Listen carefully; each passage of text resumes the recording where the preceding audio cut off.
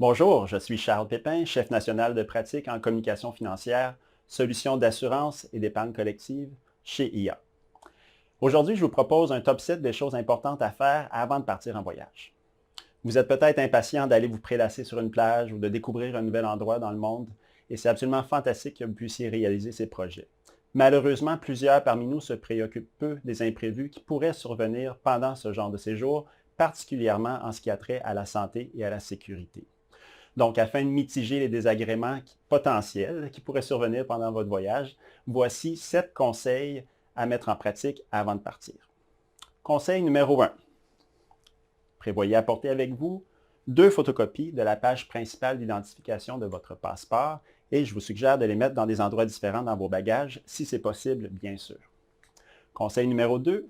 Vérifiez si votre couverture d'assurance collective inclut également une assurance voyage. Si vous n'en avez pas, ce n'est pas la fin du monde. Vous pouvez vous procurer ce genre de couverture pour la durée de votre séjour avec différents fournisseurs externes. C'est très accessible, donc pas un problème ici. Troisième conseil, si vous détenez une assurance collective et qu'elle inclut également une assurance voyage, apportez avec vous votre carte d'assurance collective. Ça va être vraiment pratique. Vous pouvez l'avoir sous forme d'une carte, sous forme d'une page web, d'application, etc. Donc, il y a différentes façons que votre assureur vous fournit ce genre de documentation-là. Quatrième conseil, si vous prenez régulièrement des médicaments, on suppose que vous aurez avec vous une provision suffisante pour la durée de votre voyage. Ma recommandation est également d'apporter avec vous l'ordonnance pour votre prescription pour parer à toute éventualité. Cinquième conseil, consultez le site web du gouvernement du Canada afin de prendre connaissance de tous les avertissements qui pourraient concerner la région que vous allez visiter ou le pays que vous allez visiter, et ce particulièrement dans les jours précédant votre départ.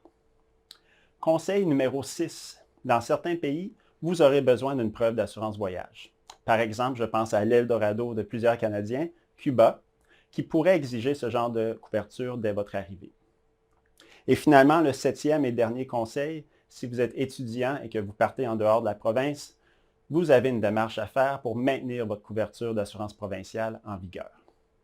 Alors voilà, être prévoyant, ça peut sembler un peu plate, mais ça peut aussi vous éviter bien des ennuis qui, évidemment, seront beaucoup plus difficiles à régler une fois que vous aurez quitté la maison. Sur ce, soyez prudents et profitez bien de vos vacances.